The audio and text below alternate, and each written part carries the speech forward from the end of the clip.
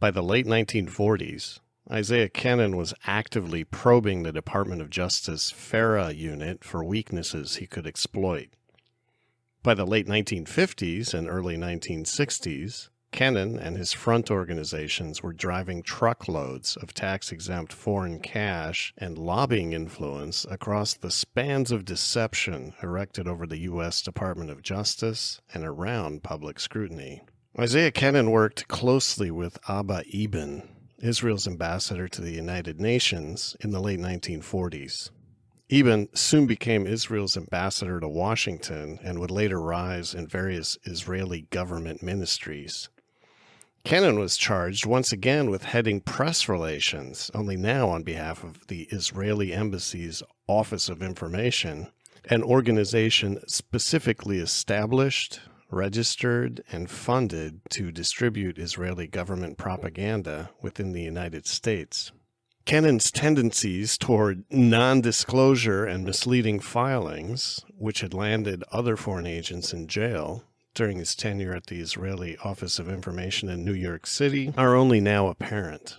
The Israel Office of Information's first Farah filing, Form FA2, and the Department of Justice's responses, released under the Freedom of Information Act in March 2008, are a case in point.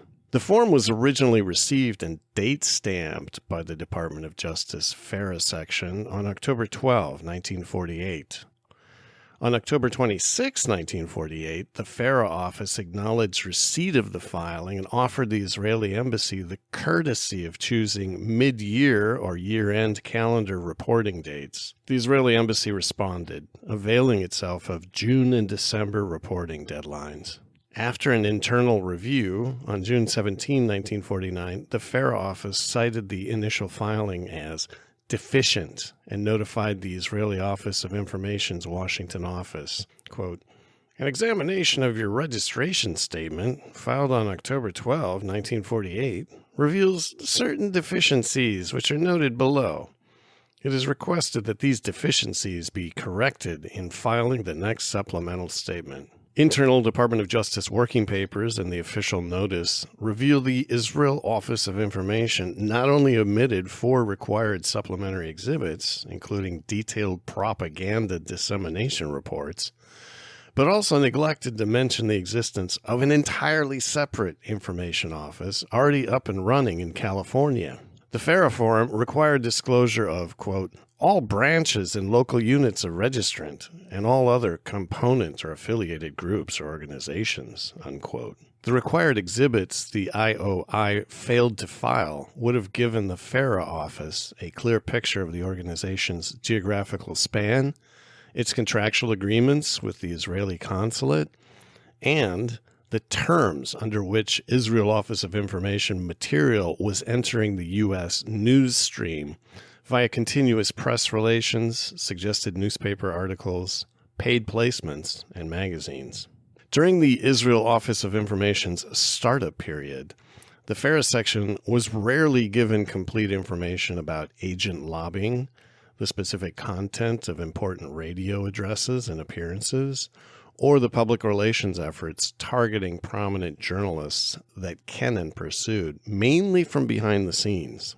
But the Farah section review could not detect other far more deliberate omissions by Isaiah Kenen that would have presented an accurate and early picture of the network of contacts of the Israel Office of Information's most important individual foreign agent and his early lobbying. As co-director of the IOI, Kenen was required to file his own individual foreign agent declaration, Form FA1, called a short form, with the Department of Justice.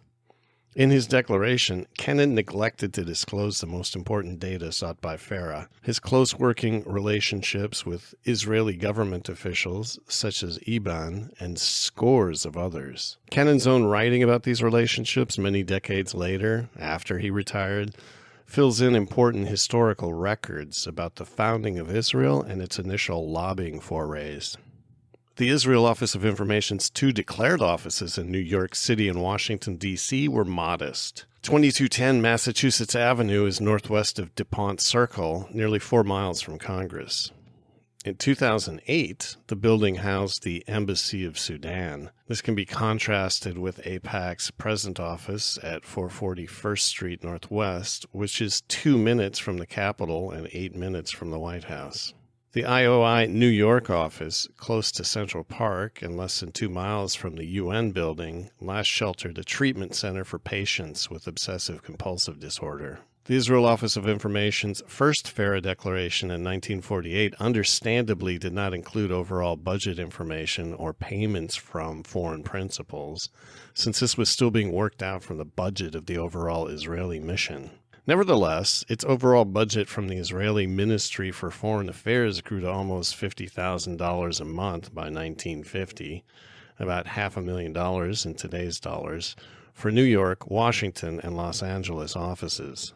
Kenen came to understand the burdens of Farah compliance as he personally signed off on the Israel Office of Information's Farah Declaration for January 1 through June 30, 1950, for all 3 offices. Kenen listed himself as in charge of the New York office, Mina Davidovich as running the D.C. office, and Shirley Brostoff-Lewis as leading up the Los Angeles operation. Kenen listed Y.H. Rosencrantz at the Israeli Embassy as the new Israel Office of Information press advisor. Rosencrantz, formerly a captain of the Israeli army and foreign editor of the Palestine Post, was then pressing an urgent PR campaign against the internationalization of Jerusalem. The Israel Office of Information reported that Moshe Perlman at the Ministry of Foreign Affairs in Israel was its solitary foreign principal. Kenen listed Rita Grossman as another New York IOI office employee on the declaration. Indeed, Grossman had accompanied Kenen from the Jewish Agency onto the United Nations delegation and then to the Israel Office of Information. From there, she would follow Kenen all the way to AIPAC lobbying and other public relations activities on behalf of Israel. Kenen remembered her first day fondly. Quote, "When the United Nations opened its special session to determine the fate of Palestine in 1947, I was besieged by the press, and I urgently needed an assistant to handle the office while I was at the UN. In the meantime, Jesse Lurie of the Jerusalem Post served as my temporary assistant. That was a momentous day for me, too, because on that day, Gromyko made his astonishing speech endorsing partition, and because Rita Grossman became my first assistant, a post she filled brilliantly for about 18 years. She worked for me at the UN, and then in Washington. She was my indispensable aide at political conventions and fundraising meetings across the country." Grossman continued working for Kenen until 1965, a traumatic year for the American Zionist Council and an important moment for AIPAC. As Kenen reviewed and edited the mandatory annexes to foreign agent registration reports, he strategized how to lay claim on U.S. taxpayer dollars through direct foreign aid from the government, as opposed to the scattered charitable donations and investments from individuals that were the mainstay of Israel bond campaigns attended by members of the Israel Office of Information. Kenen's filing divulged cursory details of the Israel Office of Information's Israel bond campaign meetings and community fundraising gatherings at regional Hadassah and Zionist Organization of America chapters, as well as film and radio clip distribution and cultural outreach activities. But his public relations activity disclosure provided few additional details. Kenen did list himself as the top broadcast PR producer of the Israel Office of Information. While he made only 22 formal speeches, 3 less than Ruth Goldschmidt, Kenen delivered 83 separate radio broadcasts in 6 months. No other Israel Office of Information officer listed any. Yet even as Israel Office of Information activity ballooned throughout the early 1950s, IOI declarations continued to be cited as deficient by the Farah Section Office. For every proper listing of a new or departing employee, such as research assistant Mordecai Chertoff, the uncle of the George W. Bush administration's Department of Homeland Security director, who resigned on February 2, 1951, or activities disclosure, the Farah office cited missing employees, missing copies of the actual Israeli government propaganda distributed, or propaganda circulated without a proper Farah disclosure label. Farah section's recommended label, when affixed to material, left little to the reader's imagination. A copy of this material is filed with the Department of Justice, where the required statement under the Foreign Agents Registration Act of, insert your name and address, as an agent of, name and address of your foreign principal, is available for public inspection. Registration does not indicate approval of this material by the United States government. All publicly circulated Israel Office of Information communications had to bear such onerous declarations. Kennen's writings reveal acute insights about the attributes of effective public relations. IOI Farah disclosures gave him first-hand experience about how revelatory and thus restrictive the filings could be in their listings of people, expenditures, locations, and topics of public or private events, and required duplicates of images, recordings, and print documents. This would not do. In 1953, the director of the FBI filed a classified internal report to Assistant Attorney General Warren Olney III, alleging that the Israel Office of Information was not properly labeling all of the propaganda it was circulating. On June 2, 1953, Olney responded that the propaganda filed at his office did bear the proper disclosure stamps. Whether the FBI had goofed and sent the wrong source documents in its communication, or misinterpreted the labeling requirements, the matter ended. Since Olney found that an original copy of the propaganda had in fact been filed in the Farah section, no further action to see whether propaganda circulating on American streets bore the proper label was taken. The DOJ exhibited tolerance for the ongoing irregularities, but Kenen would remain on the Department of Justice radar for many more years, despite his best efforts.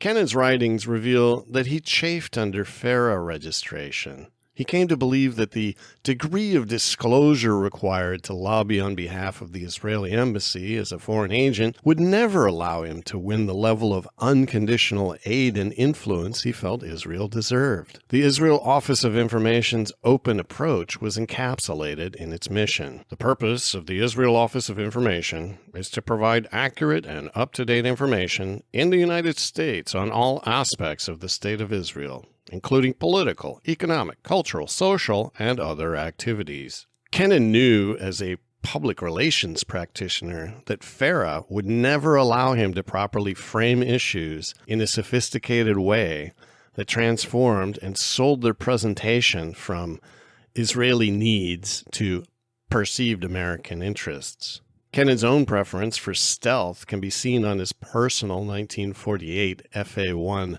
short-form declaration. Cursory review of Kennen's personal registration statement as director of the New York Israel Office of Information, filed with the Department of Justice on October 12, 1948, would have revealed it was unacceptable. Rather than disclose the titles and subjects of publications he had circulated in the previous 6 months at the Jewish Agency and United Nations, as required, Kenen simply noted that any he personally deemed covered under Farah had already been filed at his discretion. In reality, Kennen's personal discretion was quite forgiving.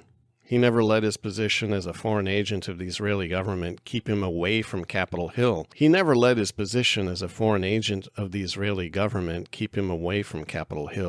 Noting in his biography that he actively lobbied Congress to provide arms for Israel in 1950.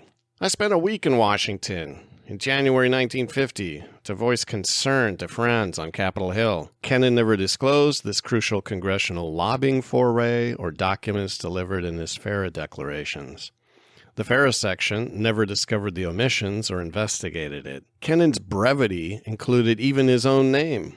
In the first Farah disclosure form question, Kenen stated that his full name was Isaiah Leo Kenen. To a subsequent question regarding all other names ever used and when each was used, Kenen simply responded, none. Today, even with modern computer keyword search and data retrieval, it is difficult to find any of Kennen's writings or associations by searching for Isaiah Leo Kenen.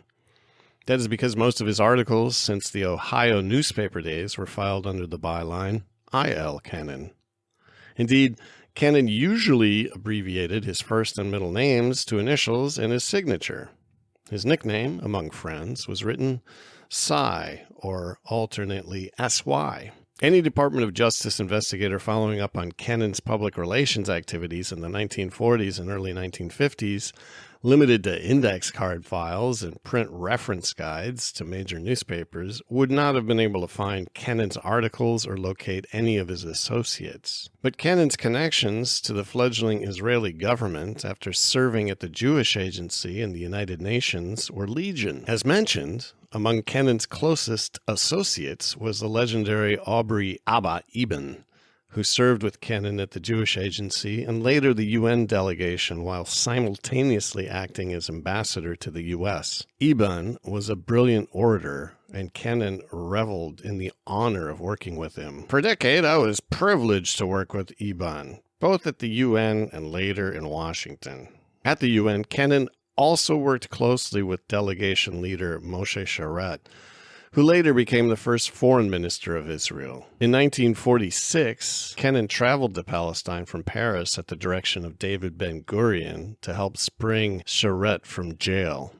He was being held on arms smuggling charges. Kenen noted, David Ben-Gurion, who led the struggle to establish a Jewish state, was responsible for my first visit to Palestine in 1946. Ben-Gurion then lived at the Royal Monceau Hotel in Paris, and I had a room nearby.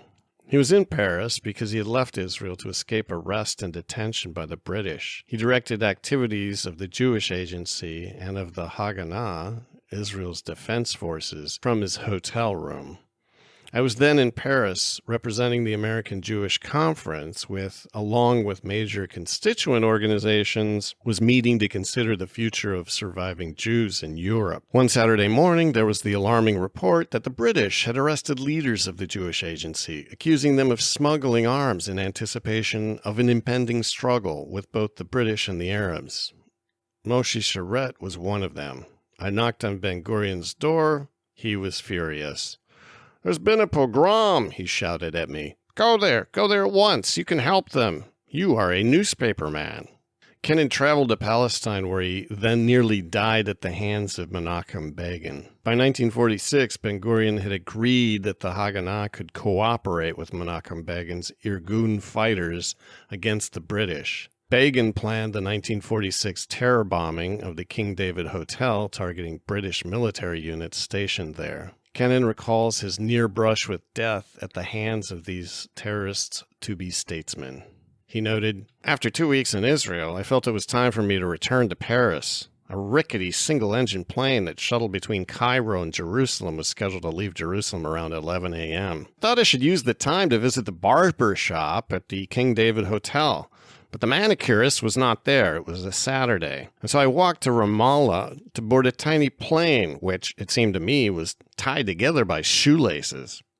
An hour or so later, I picked up a newspaper in Cairo at Shepherd's Hotel and read that some 96 British soldiers and civilians had been blown to eternity. 2 years later, I learned that Eban had stopped at the King David Hotel that day to get a haircut. We almost met that day. In eternity, said Kenen. The Zionist terrorists who bombed the British headquarters at the King David Hotel also attempted to false flag. They dressed as Arabs and disguised explosives in milk churns. 91 people, only 28 of them British, were killed in the attack. Despite his near-death experience at the hands of one, Kenen had reservations about reporting his tightening ties to the legendary Israeli government officials like Ben-Gurion to the U.S. Department of Justice. In Kenen's Farah declaration, a question demands, list all your connections, not fully described above, with all foreign governments, foreign political parties, or officials of agencies thereof. Provide space for both officials' names and connections. Kenen simply wrote, none. He then clumsily scrawled his entire first name on the signature line, though he dropped that inconvenience and returned to I.L. Kenen in his subsequent Farah declarations. Also revealing is Kenen's response to, furnish the following information as to all amounts received by you as compensation or otherwise during the 3 months preceding the filing of this exhibit. directly or indirectly from the registrant or agent, or from any foreign principal of yourself or of the registrant or agent. In June and July of 1948, Kenen received a monthly salary of $916.66 from the Jewish agency, the equivalent of roughly $8,200 today. In August and September, he also received $916.66 each month from the government of Israel. When he left the service of the Israel Office of Information in 1951, Kenen would state in a letter to the Department of Justice that he was actually more of a public relations advisor than an actual employee. Still later, he would be forced to explain to both the Federal Bureau of Investigation and Senator Fulbright why he was still receiving funds from the Jewish agency in Israel well into the 1960s in amounts much greater than his old salary of $916. By December of 1950, Kenen was charting his departure from the Israel Office of Information for a more effective, less visible organization. He made no pretext that this new initiative was anything but a response to the demands of the Israeli government. Israelis began looking for a lobbyist to promote the necessary legislation. Would I leave the Israeli delegation for 6 months to lobby for aid on Capitol Hill? There were other questions. Should I continue my registration as an agent of the Israeli government? Was it appropriate for an embassy to lobby? Embassies talk to the State Department, and American voters talk to their congressmen. Kenen's multiple, overlapping leadership positions in major Zionist organizations and his growing ties to entities and political parties in Palestine and later Israel were all covered by Farah.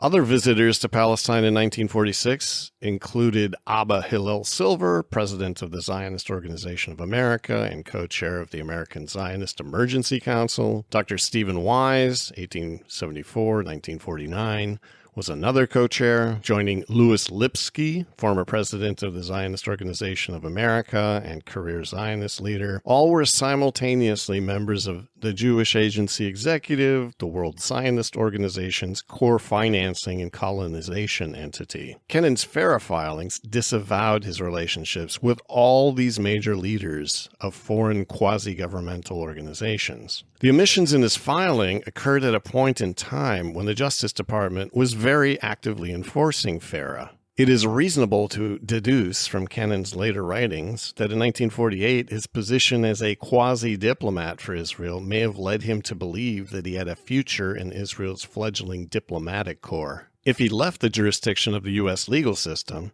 his Farah declarations would simply no longer matter. The general climate under the Truman administration was also highly favorable. But a critical visit to Israel after a lobbying victory in Congress irrevocably changed his career plans and left him scrambling to purge his Farah records at the U.S. Department of Justice. Kenen began coordinating with the Israelis to undertake stealth lobbying as a purely domestically registered lobbyist late in 1950. On January 17, 1951, Kenen met with Nathan B. Lenvin of the Farah section.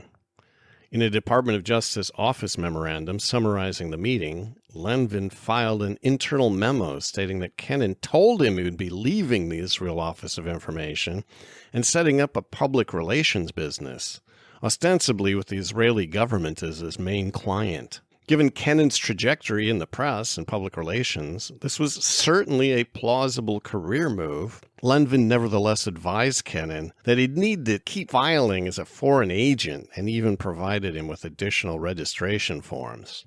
Lenvin noted in a memorandum to files, Mr. Isaiah L. Kenen, Director of Information for the Government of Israel's mission to the United Nations and one of the officers of the Israel Office of Information, visited my office on January 17, 1951, to discuss his possible obligations under the Foreign Agents Registration Act, in the event he terminates his present activities and establishes his own public relations business. Kenen stated that his first client would probably be the government of Israel, and consequently, I told him that he should file a new registration statement on Form FA1. I explained to Mr. Kenen that the registration statement of the Israeli Office of Information and the necessity for filing of a new statement. Mr. Kenen stated that he would file a new statement as soon as he commences his activities on behalf of the government of Israel. Suitable forms were given to Mr. Kenen, noted Lenvin. Kenen clearly had no intention of ever filing another disclosure with the Farah office. He finalized his actual plans, coordinated in December 1950 with the Israelis to lobby Congress from the tax-exempt U.S. nonprofit American Zionist Council. Kenen wrote, on January 31, 1951, "It was decided that I should leave the Israeli government and spearhead the lobbying campaign for the Zionist Council." Kenen noted that the American Zionist Council had already started a fledgling education campaign for aid to Israel, but that no legislation has been projected. He quickly got to work, noting that on February 13, 1951, I notified the Department of Justice that I was withdrawing as an agent of a foreign principal, and I then filed with the clerk of the House and the Secretary of the Senate in conformity with domestic lobbying law. The full text of the actual letter Kenen sent to the Department of Justice, referred to so briefly, suggests a complete severance of any ties to the Israeli government. But he mentioned nothing to the Department of Justice about his plans to domestically register and lobby in Washington. Although it was then on the verge of a period of enforcement malaise, the Department of Justice would have undoubtedly asked Kenen for a new Farah registration. But Kenen made every effort to give the Farah office no grounds for following up with him about any further registration requirements, even downplaying his role leading 3 Israel Office of Information offices as a paid employee of the Israeli government to that of a mere advisor. Kenen wrote, "This is to inform you that effective today, I have resigned from the service of the government of Israel. I have been registered on Exhibit A form as part of the registration of the Israel Office of Information. Since January 1st, I was retained by the government of Israel in an advisory capacity in the field of public relations. However, I have now changed my plans and severed my relations with the Israel government. I would, therefore, request that my name be removed from your lists." Kenen was no doubt familiar with the Farah statutory language covering withdrawal when he wrote his termination letter to the Farah section. There's also little doubt that his desire to be removed from your lists was in earnest. However, that decision was up to the Attorney General, not Isaiah Kenen. The Department of Justice never removed Kenen from their lists and internal files. In turn, Kenen never stopped coordinating his lobbying or receiving payments from Israeli government-related entities.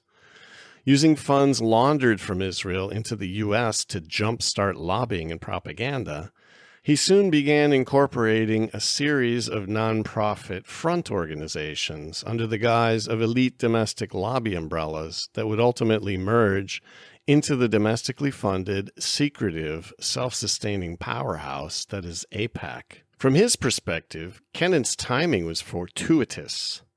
The mid to late 1950s were a period of Farah enforcement malaise, with registrations below the level of the early 1940s when the law was fresh on the books. The U.S. State Department, formerly in charge of Farah enforcement and zealous about comprehensive registration of agents, was now mostly out of the picture, and anyway, not in tight Farah oversight coordination with the Department of Justice.